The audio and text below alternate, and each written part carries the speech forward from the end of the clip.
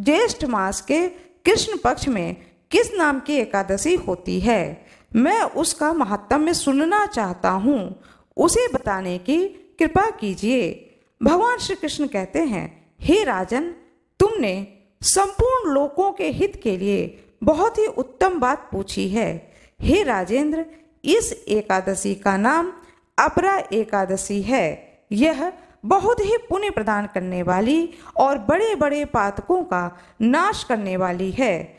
ब्रह्म हत्या से दबा हुआ, गोत्र की हत्या करने वाला, गर्भस्थ बालक को मारने वाला, पर निंदक, पर स्त्री लंपट पुरुष भी अपरा एकादशी के सेवन से निश्चय ही पाप रहित हो जाता है। जो झूठी गवाही देता है, माप तौल में धोखा देता है, बिना जाने ही नक्षत्रों की गणना करता है, कूटनीति से आयुर्वेद का ज्ञाता बनाकर वैद्य का कार्य करता है, ये सब नरक में निवास करने वाले प्राणी हैं।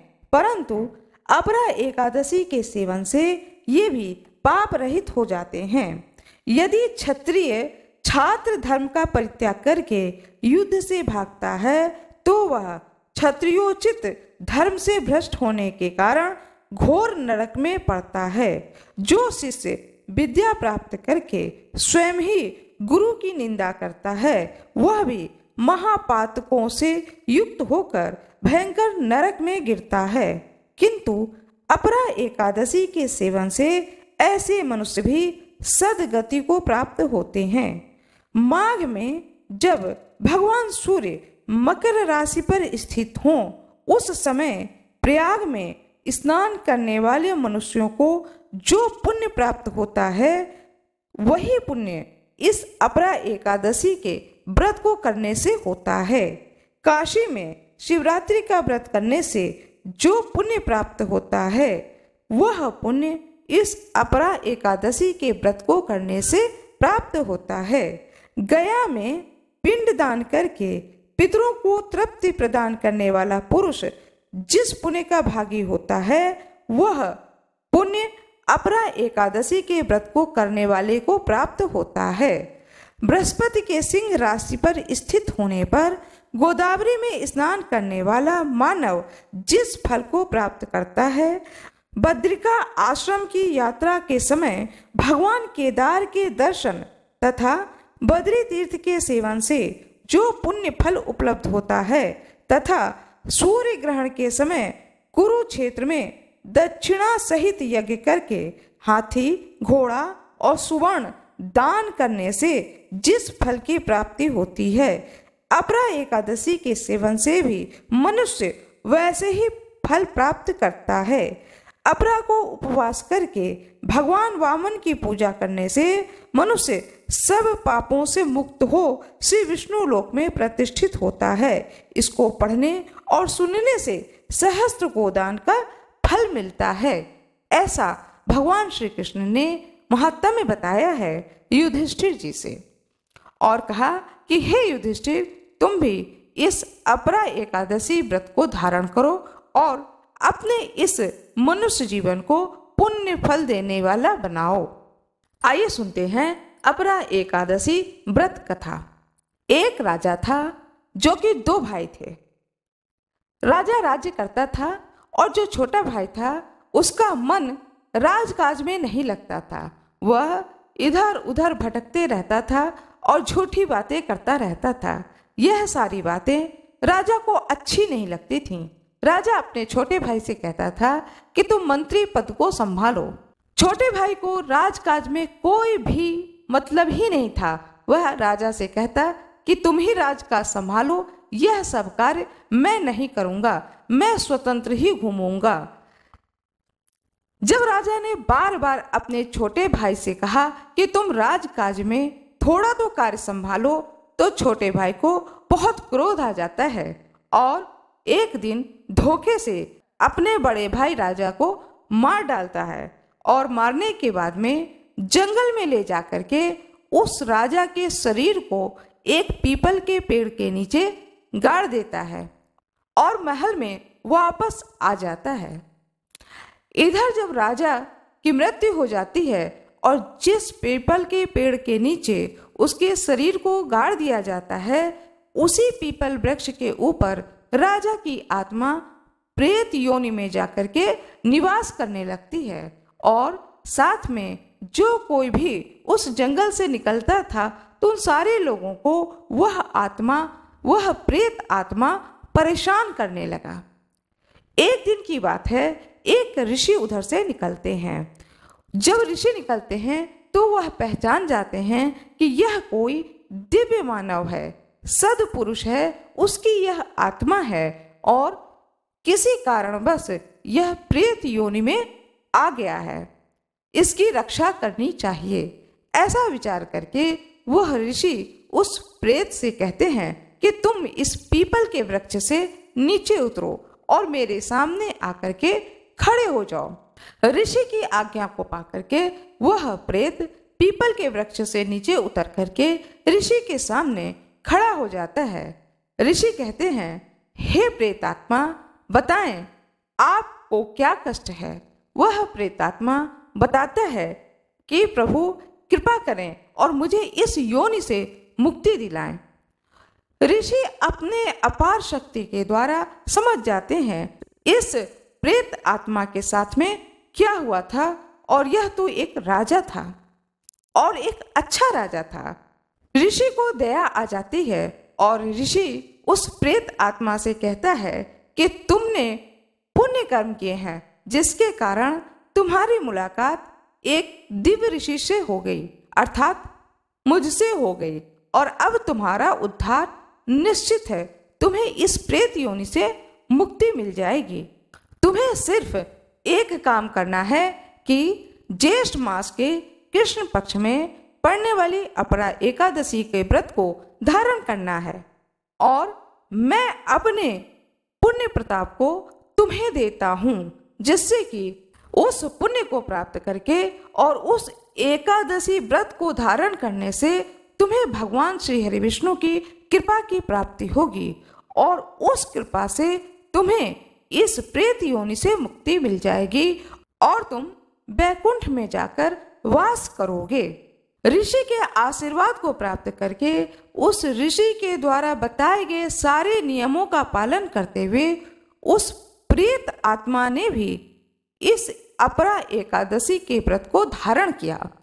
ऋषि द्वारा दिए गए पुण्य फल और अपरा एकादशी के व्रत के पुण्य प्रताप से वह प्रेत एक दिव्य आत्मा में परिवर्तित होकर के दिव्य स्वरूप को धारण करके बैकुंठ धाम को जाता है।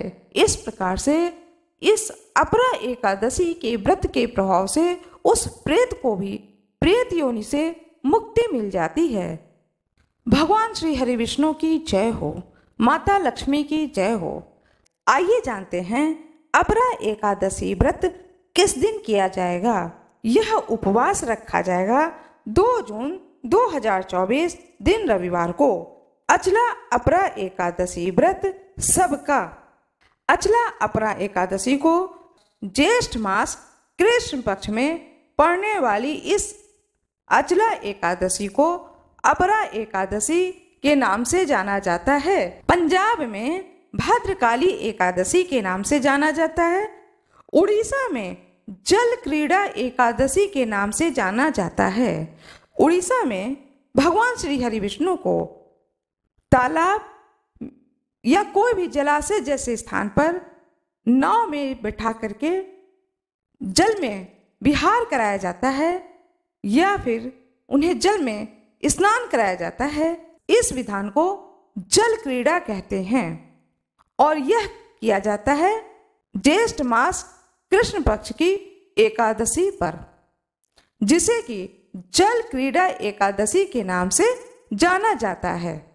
भद्रकाली एकादशी इसलिए कहा जाता है क्योंकि एक कथा है कि भगवान शंकर की जटा के एक बाल से माँ भद्रकाली के स्वरूप में माँ दुर्गा का जन्म हुआ था।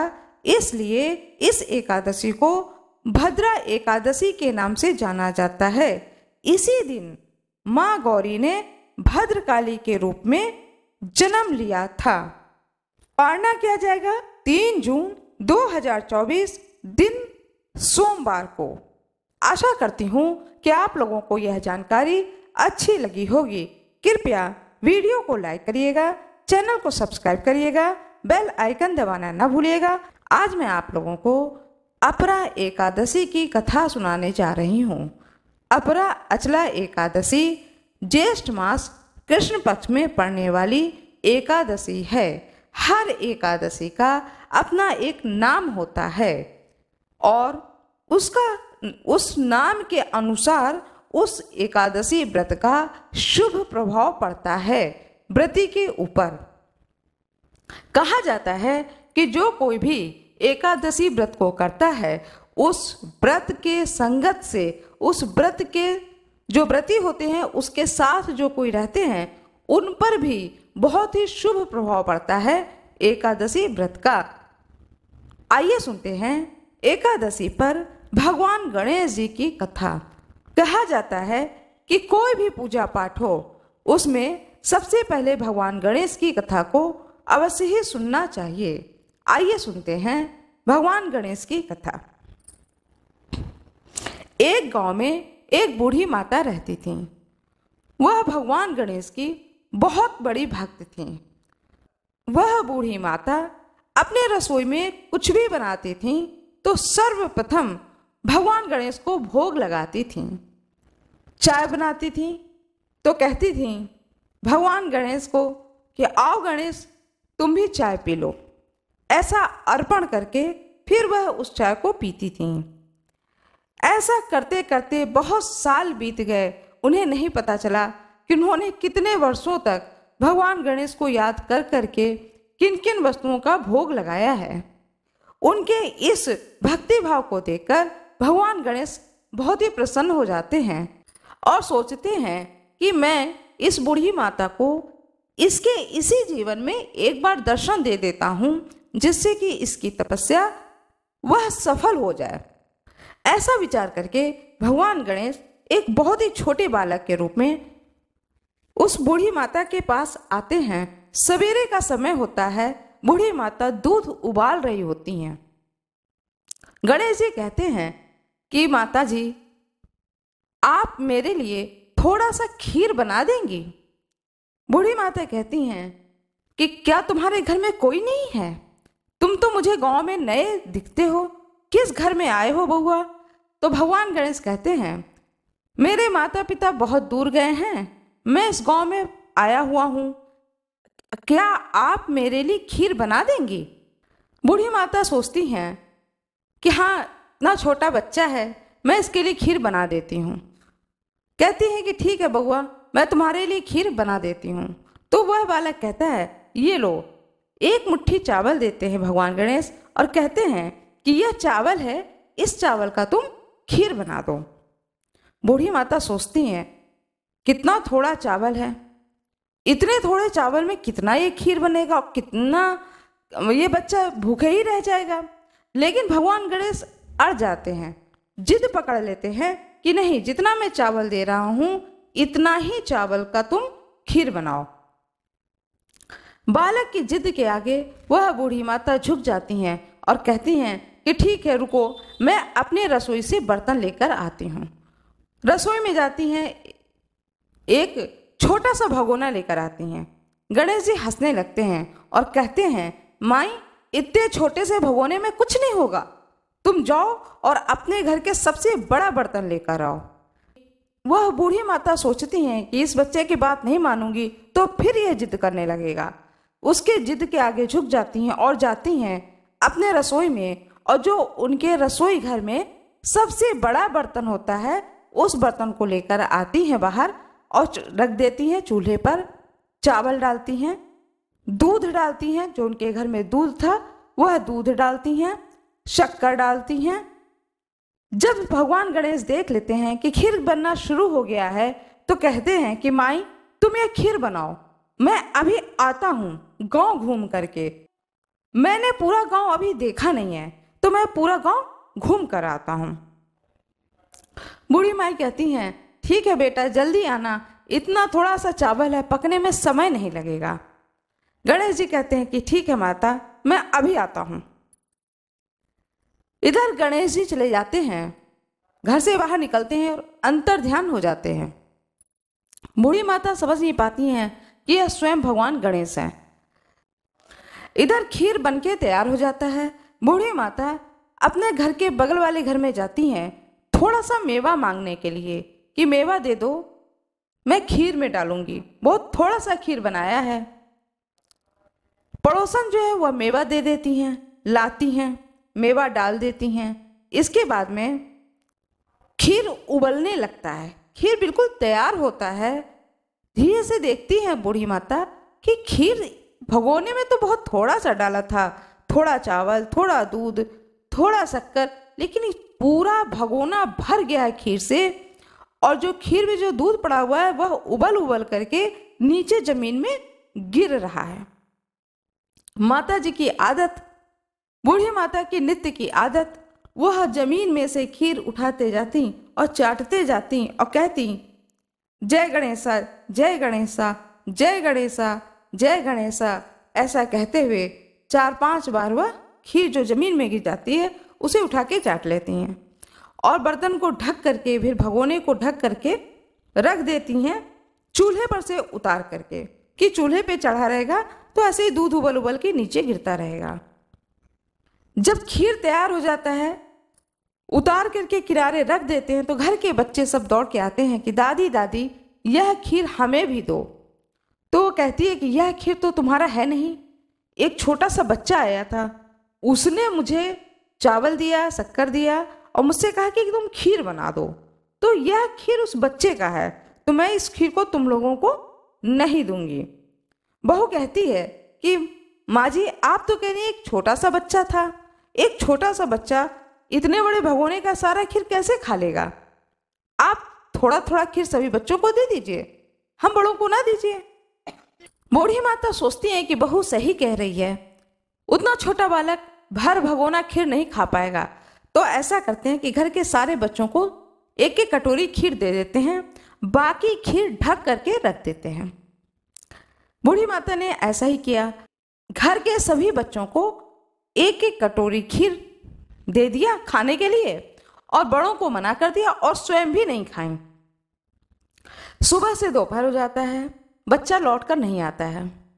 दोपहर से रात हो जाती है, रात का खाना पीना हो जाता है, चौका साफ हो जाता है, वह खीर साइड में किनारे रखा होता है और बूढ़ी माता इंतजार कर रही होती हैं कि वह बालक शायद रात में आ जाए और मुझसे खीर मांग ले।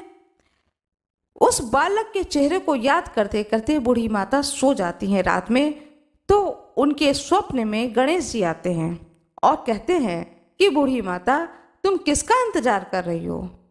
उस बालक को स्वप्न में देख करके बूढ़ी माता कहती हैं कि अरे बेटा तुम आ गए, तुमने जो खीर कहा था वह तुम्हारी खीर मैंने बना करके रख दी, सुबह से मैं तुम्हारा इंतजार कर रही हूँ, तुम कहाँ चले गए? बोले मैंने तो कब का खा लिया। बोले कब खा लिया? बोले जब खीर उबल करके गिर रहा था तो तुम बार बार खीर को जमीन से उठा के चाट रही थी और कह रही थी जय गणेशा, जय गणेशा। तो उसी वक्त मैंने उस खीर का भोग लग गया और मैंने उस खीर का पान कर लिया। तब बूढ़ी माता को समझ में आता है कि स्वयं साक्षात भगवान गणेश मेरे घर में आए थे। वह रोने लगती हैं सपने में ही और कहती हैं कि तुम इतने जल्दी आए, एक छोटे बालक के रूप में आए, मैं जी भर के तुम्हें देख भी ना पाई। इस तरीके से मेरे जीवन में तुम आओ, दर्शन दो, तुम्हारे दर्शन को पाऊं, आशीर्वाद को पाऊं और मेरे घर का जो भी दरिद्रता है उस दरिद्रता को तुम दूर करो। भगवान गणेश कहते हैं कि जो खीर तुमने बनाया है इस खीर को रात में ही, अभी बहुत रात नहीं हुई है, इसी समय अपने घर के सारे परिवार के सदस्यों को खिलाओ, अड़ोस पड़ोस में सबको खिलाओ, फिर भी तुम्हारा वह बर्तन खाली नहीं होगा। दूसरे दिन भी तुम्हें तुम्हारे बर्तन में उतना ही खीर मिलेगा और इसे तुम सबको परसो, पूरे गांव के लोगों को खिलाओ। फिर मैं आऊँगा, तुम्हें दर्शन दूंगा और तब तुम मुझे पहचान जाओगी। 2 दिन के बाद भगवान गणेश आते हैं उसी बालक के रूप में और बूढ़ी माता के पास उसी समय आते हैं, प्रातः काल के समय ही आते हैं बूढ़ी माता जब भगवान गणेश को सामने देखती हैं तो उनके चरणों में गिर जाती हैं और कहती हैं कि हे प्रभु, मेरे घर की दरिद्रता को दूर करें, मुझे आशीर्वाद दें, मेरे जीवन का कल्याण करें, इस जन्म में भी शुभ हो और मृत्यु के बाद भी शुभ हो। भगवान गणेश कहते हैं तथास्तु, ऐसा ही होगा। अब तुम जिस घर में इस वक्त हो, इस घर में कभी भी किसी भी बात की कमी नहीं होगी। तुम्हारे बच्चे जो भी कार्य कर रहे हैं उस हर कार्य में उन्हें सफलता प्राप्त होगी और मृत्यु के बाद जब तुम्हारा अगला जन्म होगा तो तुम जो भी अपना जीवन जियोगी वह बहुत ही सुख और भक्ति पूर्वक जियोगी। ऐसा आशीर्वाद देकर के भगवान गणेश अंतर्ध्यान हो जाते हैं। जिस प्रकार से भगवान गणेश ने उस बूढ़ी माता पर कृपा करी, इस कथा को सुनने वाले पर और सुनाने वाले पर कृपा करें। भगवान श्री गणेश की जय हो। आइए सुनते हैं अपरा एकादशी पर बहुत ही सुंदर कथा जो कि महाभारत कालीन युग से है। कहा जाता है कि जो कोई भी अपरा अचला एकादशी व्रत को करता है तो इस व्रत को करने से भूत प्रेत की योनि में भी यदि व्यक्ति चला जाए तो उससे भी मुक्ति प्राप्त हो जाती है।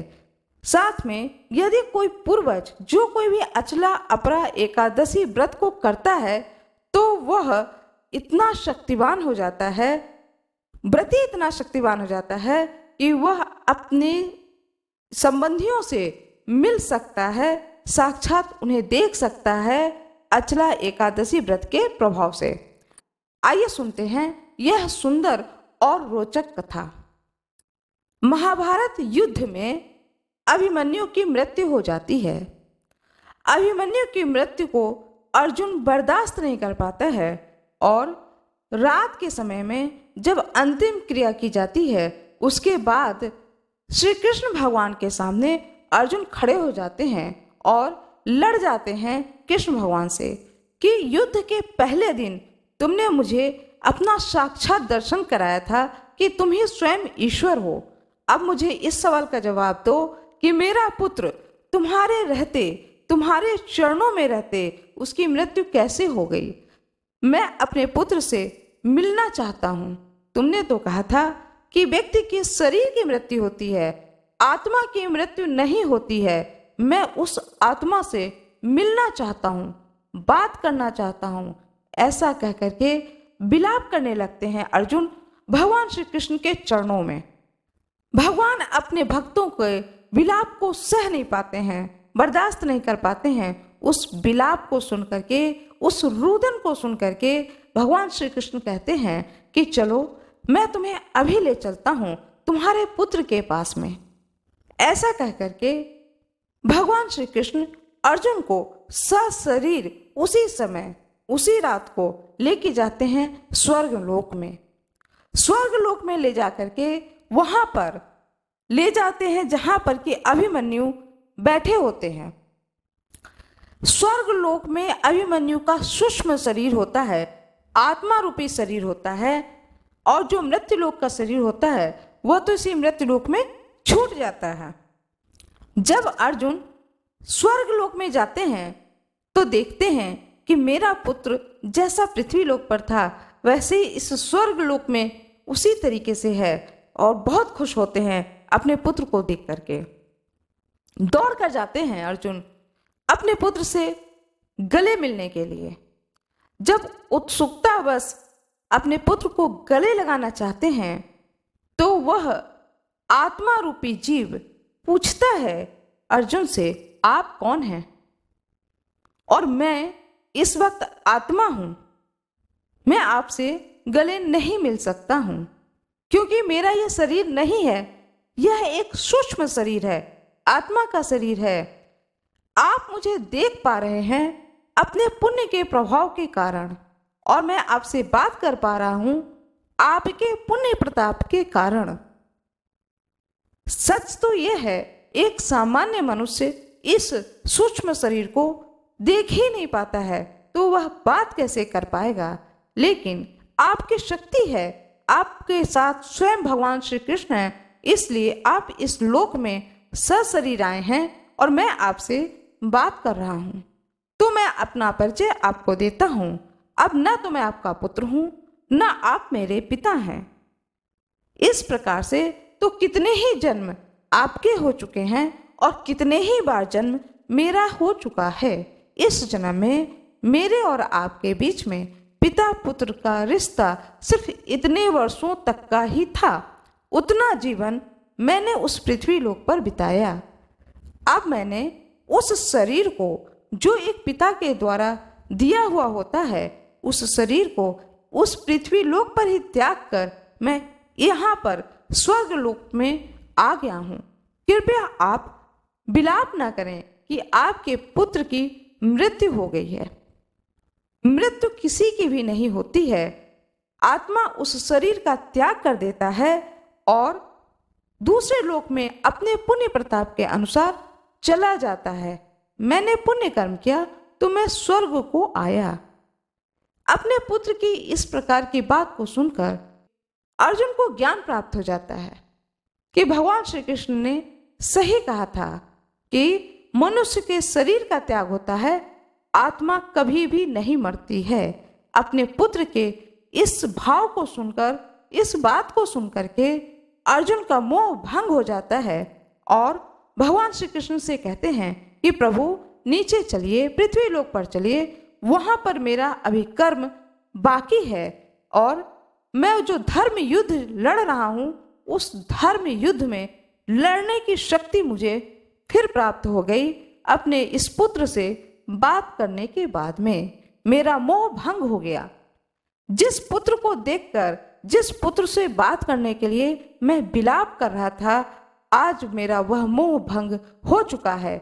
मैं समझ चुका हूँ कि जो युद्ध हो रहा है उसमें जिनकी भी मृत्यु हो रही है वे अपने इस शरीर को त्याग कर रहे हैं, आत्मा की मृत्यु नहीं हो रही है।